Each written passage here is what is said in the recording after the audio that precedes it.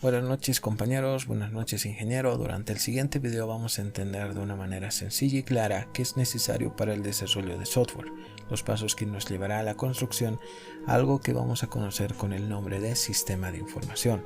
Cuáles son los elementos que los componen, su estructura y sus características, lo vamos a ver en este video.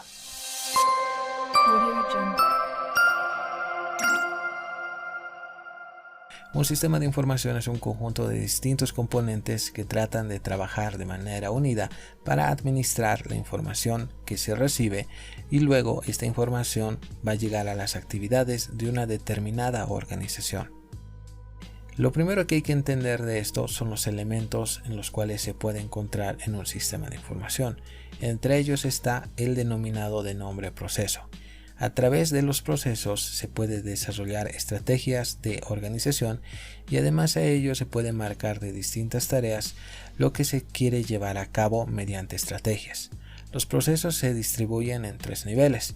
El proceso estratégico es el proceso que marca a grandes rasgos lo que se debe hacer. Además a ello hay el proceso de apoyo. El proceso de apoyo es el proceso que ayuda a definir con mayor precisión los procesos estratégicos. Luego a ello viene el proceso clave. El proceso clave más que todo es el fruto de ambas combinaciones. ¿A qué me refiero de ello? Es a tomar en cuenta tanto el proceso estratégico como también el proceso de apoyo. El segundo de los elementos que comprenden un sistema de información es precisamente la propia información, que nace de procesar los datos que se recogen de una distinta fuente o flujos de información. Estas fuentes pueden ser de dos tipos. Se le puede determinar de modo primaria cuando esta información es de observación, encuestas, experimentos, valoración o precisamente de experimentos. La secundaria es una información que se puede ver de una manera interna, es una información que se le puede encontrar en diferentes elementos. Además de ello, vale la pena mencionar que esta información se puede encontrar tanto en internet como en fuentes de gobierno.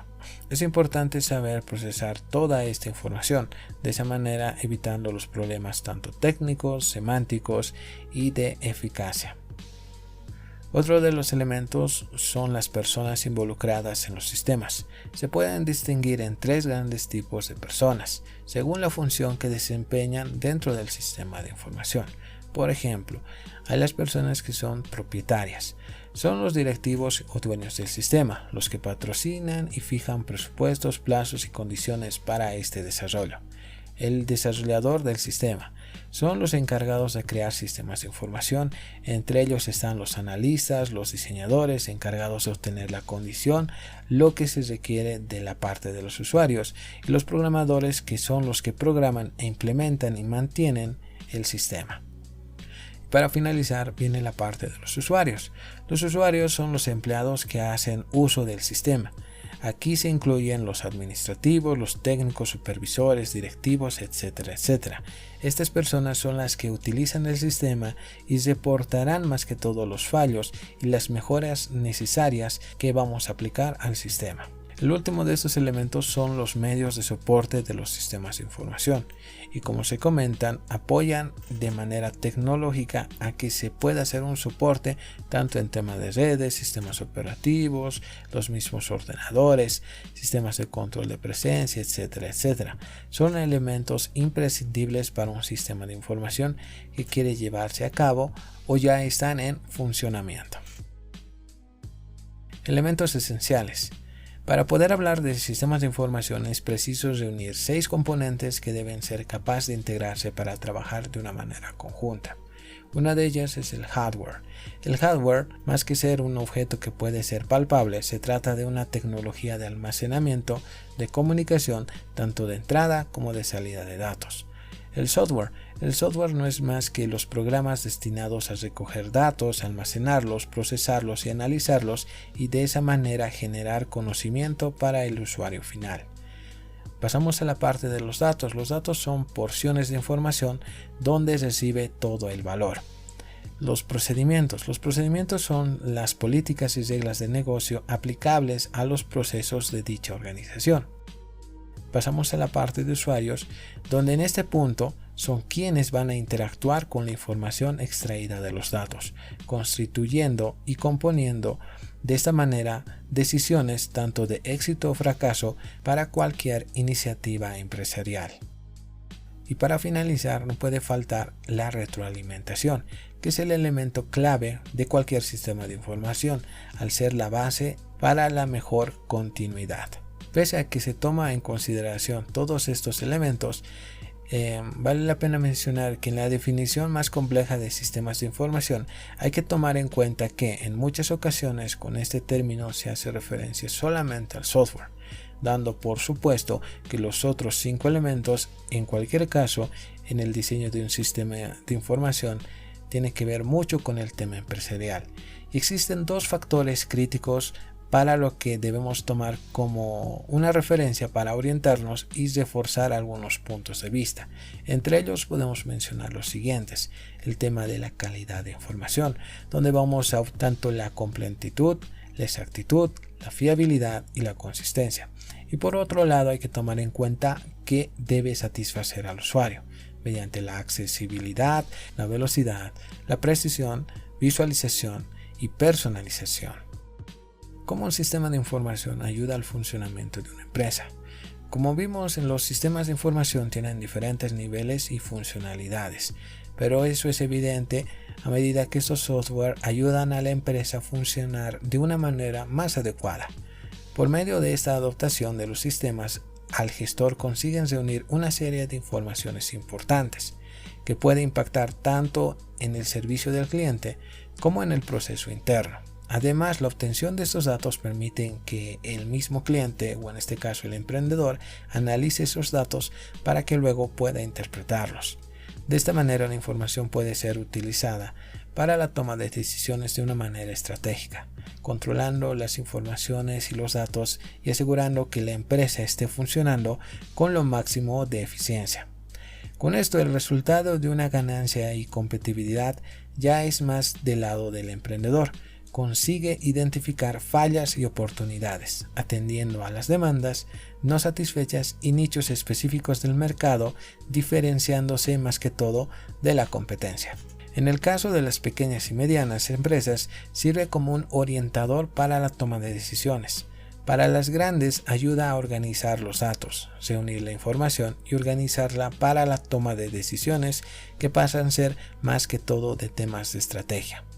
Ahora que ya sabemos cómo funciona un sistema de información, vamos a detallar más sobre este tema, tocando desde mi punto de vista el ciclo de vida de un sistema.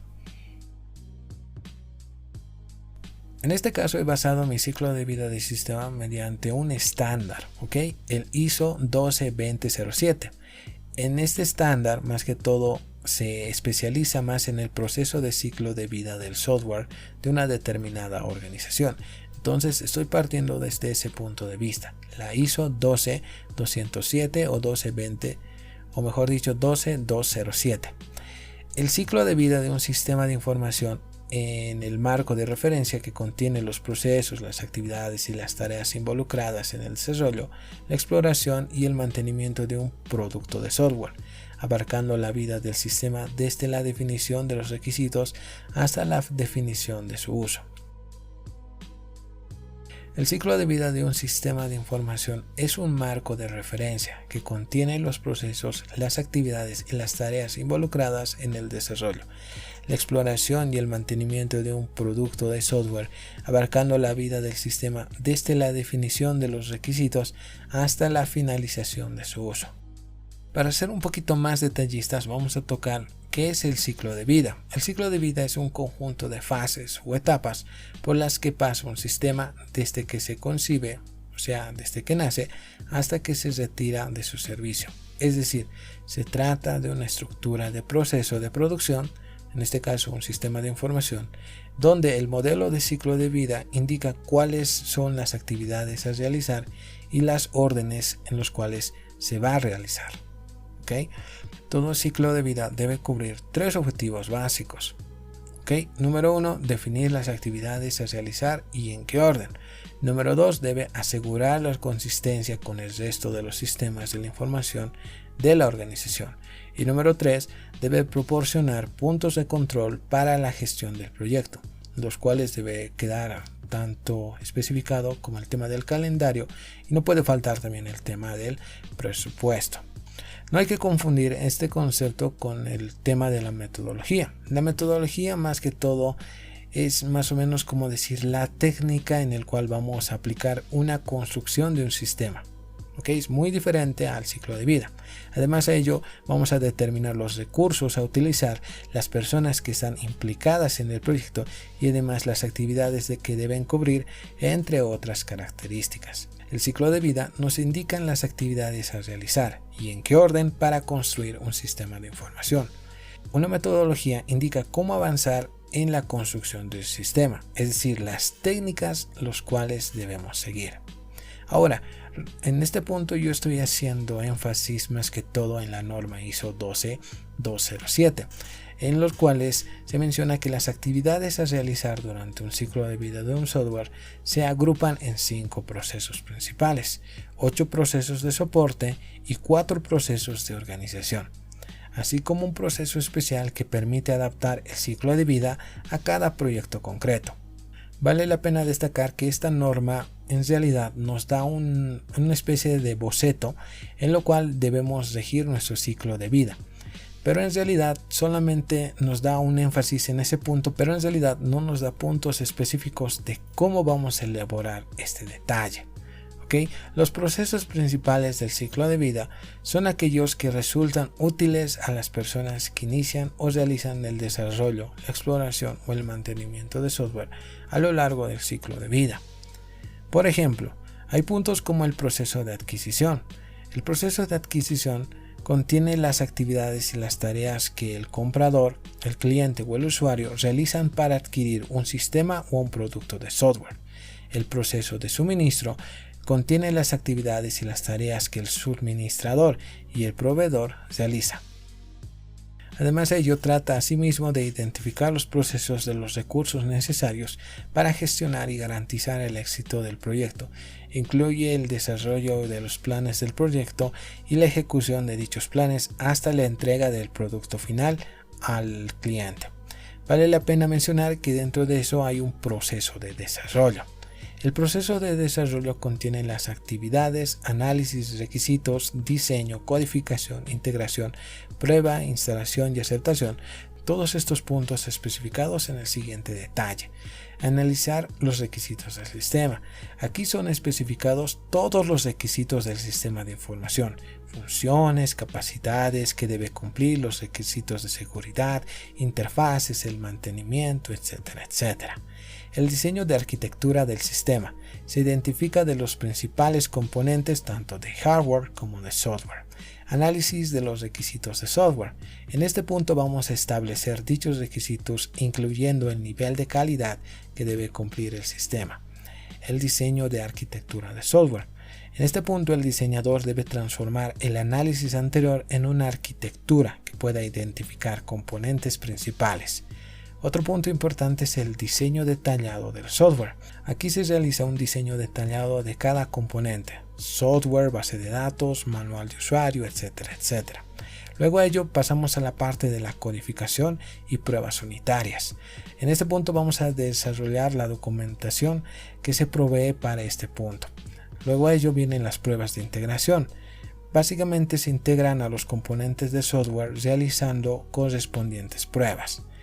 Para finalizar la parte de pruebas viene la prueba de software. La prueba de software se planifica y se diseña de forma sistemática para poder detectar lo máximo en números y variedad de defectos en los cuales se puede tener, tomando como parámetro el esfuerzo y el tiempo. Luego de ello viene la parte de integración al sistema. Aquí es donde se realizan las pruebas conjuntas con elementos tanto con hardware como con software. Y para finalizar, la implementación del software desarrollado en un entorno de exploración final. En este punto es cuando ya se tiene el software ya existente y se puede recomendar en un periodo de tiempo para que pueda convivir con otros sistemas y pueda adaptarse sin ningún problema. Luego pasamos al proceso de aceptación de software. El proceso de exploración de software comprende en la propiedad y en la exploración del software y el soporte operativo que debe tener más que todo con el usuario del sistema.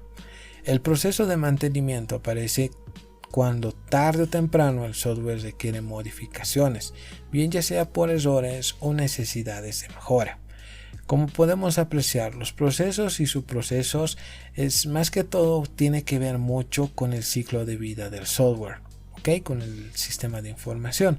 Además de ello, debemos especificar las actividades, tareas, técnicas que se deben implementar para cumplir el ciclo de vida.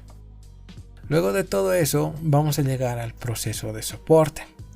En este punto sirve como un apoyo al resto de procesos y puede aplicarse en cualquier punto del ciclo de vida. Por ejemplo, el proceso de documentación comprende todas las actividades que permite desarrollar, distribuir y mantener la documentación necesaria para todas las personas involucradas: consultores, jefes de proyecto, analistas, programadores, usuarios, etcétera, etcétera. Luego de ello viene el proceso de gestión de la configuración. En este punto vamos a controlar las modificaciones y las versiones de los elementos mediante una configuración del software del sistema. Luego viene el proceso de aseguramiento de la calidad. En este punto vamos a comprobar que los procesos del producto del software, más que todo en el ciclo de vida, cumplen los requisitos específicos que se ajustan a los planes establecidos. Luego de ello viene el proceso de verificación. El proceso de verificación tiene como objetivo verificar o demostrar la consistencia, que todo esté funcionando como se marcó en los plazos establecidos. Por ejemplo, si el código es coherente con el diseño. Este proceso puede ser responsabilidad de la empresa de los servicios y en este caso se conoce como el proceso de verificación independiente. Pasamos al proceso de validación. El objetivo es determinar la corrección del producto final respectivo a las necesidades del usuario. Al igual que la anterior, este proceso puede ser ejecutado por una organización de servicios, denominándose así como el proceso de validación independiente. Proceso de revisión de conjunta. Para evaluar el estado del software y sus productos con una determinada actividad dentro del ciclo de vida del software, la revisión conjunta se celebra tanto en el nivel de gestión como en el nivel técnico. A lo largo de esto vale la pena mencionar que se va a tener revisiones que se generan en el punto de vista de reuniones donde la responsabilidad generalmente es compartida entre el grupo de personas que pertenecen a dicha organización. Ya para terminar, el proceso de auditoría, que permite determinar cuáles son los hitos preestablecidos para que se cumplan requisitos, planes y además ellos estén establecidos en un contrato. Para finalizar, no puede faltar el proceso de resolución de problemas, en el cual vamos a analizar y solucionar los problemas que se presenten, a diferencia de los requisitos que se pueden encontrar en el contrato. Aporta en un medio oportuno la documentación para asegurar que los problemas detectados son analizados y solucionados. Procesos de adaptación. En este caso sirve para realizar la adaptación básica a las normas que ya te mencioné, la ISO 12207. Respecto a los proyectos de software, como se tiene establecido las variaciones y las políticas y procedimientos de dicha organización, tanto con métodos y estrategias de adquisición, puede cambiar dependiendo a la complejidad del proyecto, dado que los procesos se aplican durante el ciclo de vida del software y además se utilizan de diferentes formas por las diferentes organizaciones y con distintos puntos de vista. Objetivo es preciso comprender que cada una de estas organizaciones van a tener diferentes puntos de vista. Por ejemplo, en este punto del proceso de adaptación hay que ver mucho con el tema del contrato. El contrato, más que todo, es un acuerdo que se tiene que tener entre el cliente. Además de eso, se tiene que tener pactado tanto el tema de la negociación y la firma del contrato, donde vamos a establecer los procesos de la adquisición y el suministro. Luego a ello viene la gestión o la dirección. Tanto el cliente como el proveedor, el desarrollador, el operador y el personal de mantenimiento deben gestionar respectivos procesos con el proyecto que se va a elaborar. Luego a ello viene el tema de la ingeniería. El desarrollador o la persona que está encargada del mantenimiento en las respectivas áreas de trabajo de ingeniería debe tomar en cuenta el tiempo en el cual va a producir o modificar el producto de software. Y para finalizar, no puede faltar el tema del soporte. Los grupos de soporte en este caso son la gestión de configuración que aseguran la calidad y además verifican en el tema de auditoría que el software va a funcionar y va a cumplir con sus tareas únicas y específicas. Vale la pena mencionar que existen distintos modelos de ciclo de vida, los cuales se debe implementar dependiendo al tipo de sistema de información que vamos a construir. Naturalmente, los proyectos sencillos se organizan de manera pequeña y no necesita tomar este modelo como para tomar una referencia para la creación de sistema, que si se debería hacerlo, pero en realidad no debería cubrir todos los estándares que debería llevar para la creación de un software, más que todo cuando éste cumple funciones muy avanzadas. Sin embargo, en organizaciones grandes y para proyectos complejos es imprescindible establecer un modo de trabajo, un modelo en los cuales debe fijarse el ciclo de vida del sistema de información. Y para ello yo tengo tres opciones. Por ejemplo, el modelo tradicional, el modelo alternativo y el modelo ágil. ¿Okay? A esta palabra modelo también lo podemos identificar con el nombre de metodología. ¿Okay? Por ejemplo, en los modelos tradicionales encontramos típicamente el modelo cascada, ¿okay? Con su misma estructura como se le conoce. Luego a ello también tenemos otra opción que sería el modelo basado en prototipos. Este último modelo más que todo tiene que ver con la construcción de prototipos. Además de ello viene el desarrollo incremental y también el prototipo, el que se menciona con el nombre de prototipado evolutivo. Otro modelo que también se utilizaba eran los modelos alternativos.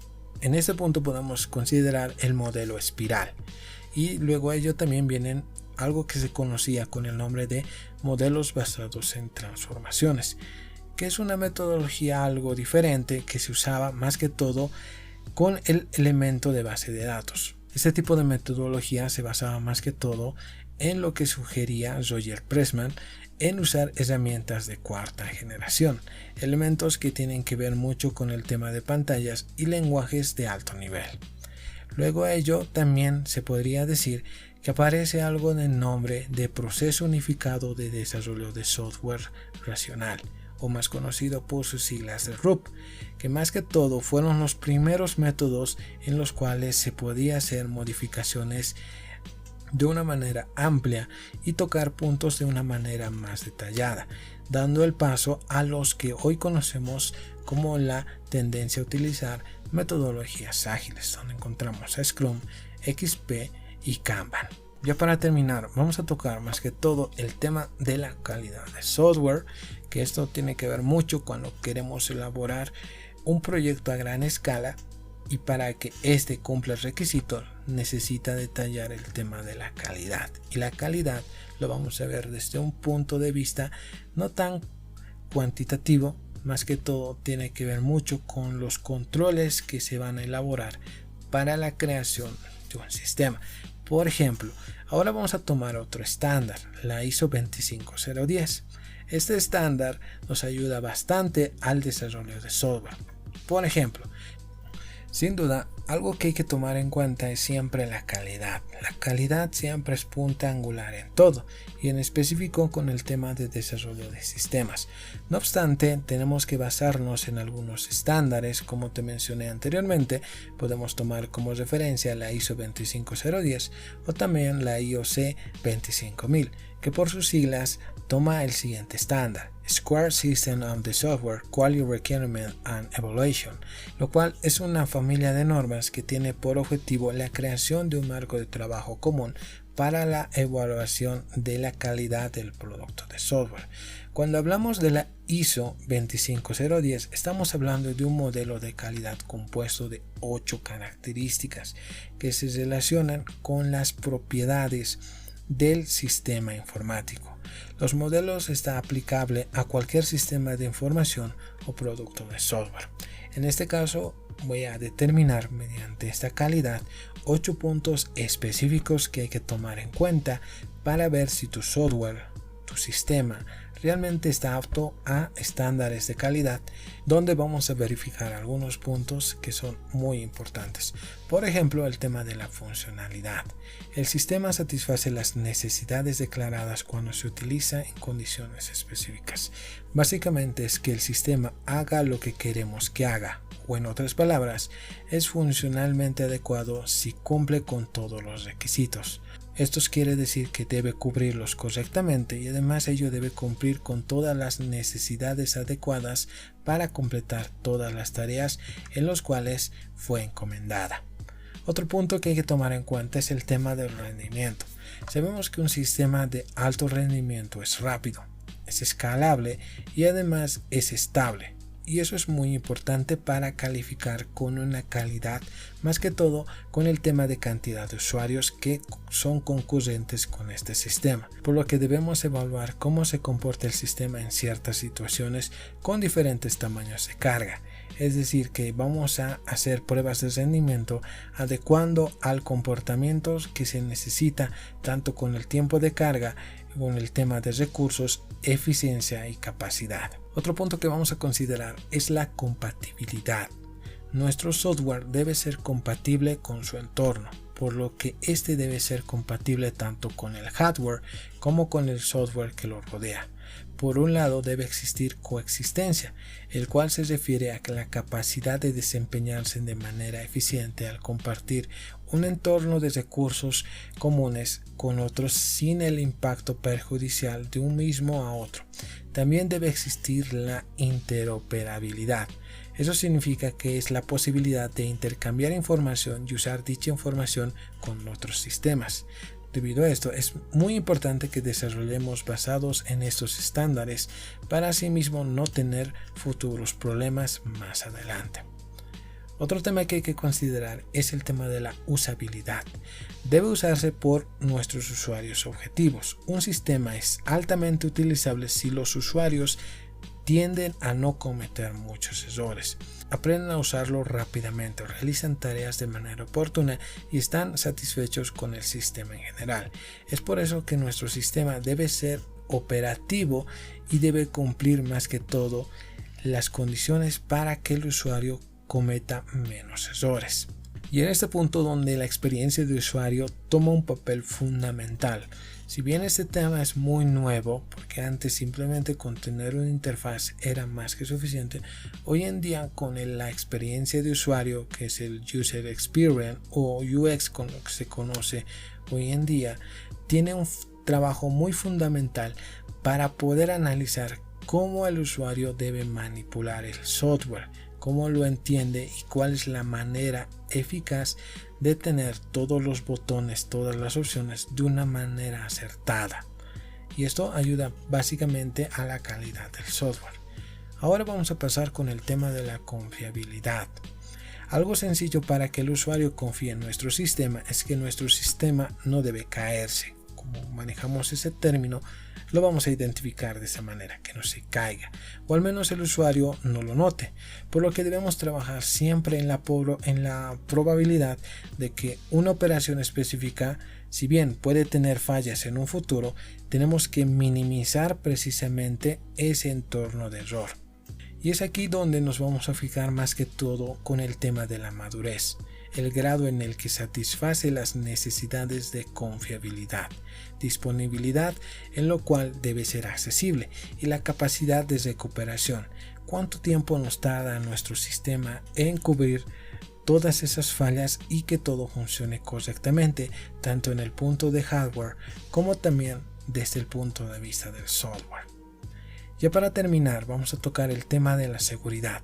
Sin duda, algo que es muy importante es el tema de seguridad.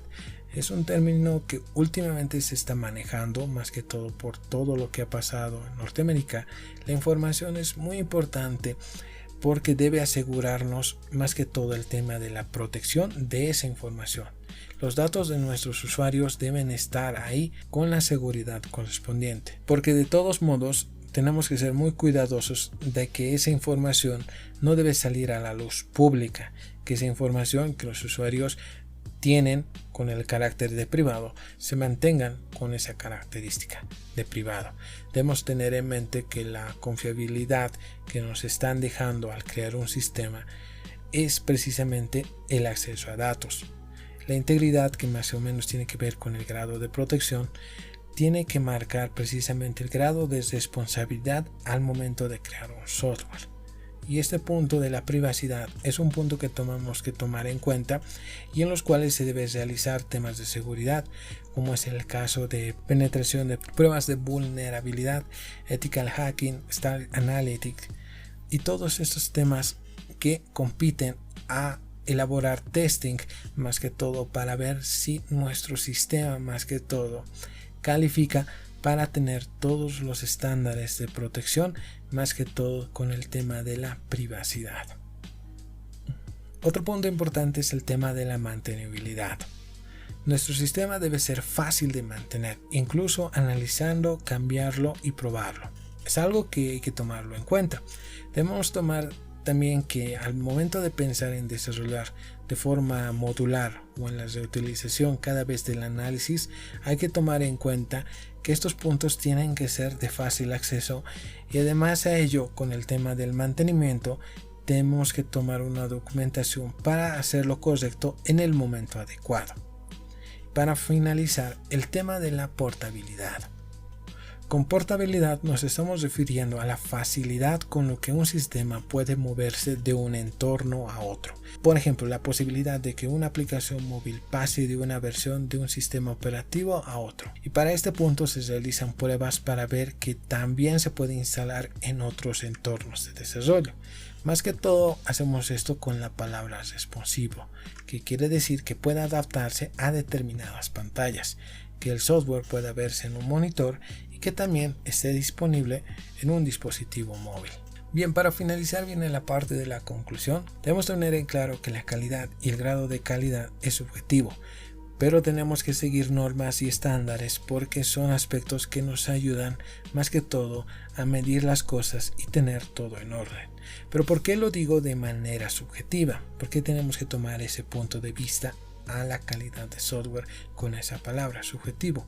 Esto se debe más que todo que los usuarios generalmente no se fijan en estos elementos. Por ejemplo, a un usuario puede importarle más fácil entender que solamente ejecute lo que tiene que ejecutar. No le importa si realmente se ve bien, no le importa si el botón está en el lugar adecuado, simplemente quiere que funcione de una manera óptima. Mientras a otros usuarios es cosas distintas. Por ejemplo, otros quieren que se vea muy bonito, no importa si tarda o no cumple con la optimización que se necesita. En pocas palabras, el software es lento, pero se ve bien, y eso a algunos usuarios les gusta. Por tanto, va a depender mucho para quién estamos creando el software. Pero si queremos comparar un software a otro, en este punto es donde tenemos que medir mediante los estándares de calidad. Y siendo más específicos sobre los sistemas de información, tienen que presentar una interfaz amigable que resulte ser intuitiva y de fácil manejo. Estos tres puntos podrían ser vitales para la creación del software hoy en día, más que todo en este último tiempo donde ya tenemos todas las herramientas tecnológicas para hacer software de manera personalizada. Antiguamente estábamos limitados más que todo por el lenguaje y el hardware que teníamos en distintas épocas del tiempo, pero hoy en día con la evolución de la tecnología podemos hacer software cada vez más personalizado al cliente, cumpliendo necesidades que tal vez antiguamente no se podía hacer de una manera óptima, pero hoy en día, como hemos podido ver, hay diferentes puntos que cumplir. Estos puntos generalmente se tienen que ver de manera documentada, puntos específicos donde el software debe cumplir su función en el cual fue hecho, satisfacer las necesidades del cliente y de esta manera cumplir los requerimientos en los cuales quiero implementar este sistema de información, que generalmente es adecuado a empresas los cuales quieren tener información almacenada en un software en lo cual puedan hacer el tema de la toma de decisiones y cumplir con los objetivos específicos. Y obviamente generar ingresos mediante el sistema, ya sea del lado del programador o del equipo de desarrollo, y también del otro lado, que sería tener mayor optimización de información mediante la adquisición de un sistema de información a una determinada empresa. Y bien, eso ha sido todo por hoy. Será hasta la próxima.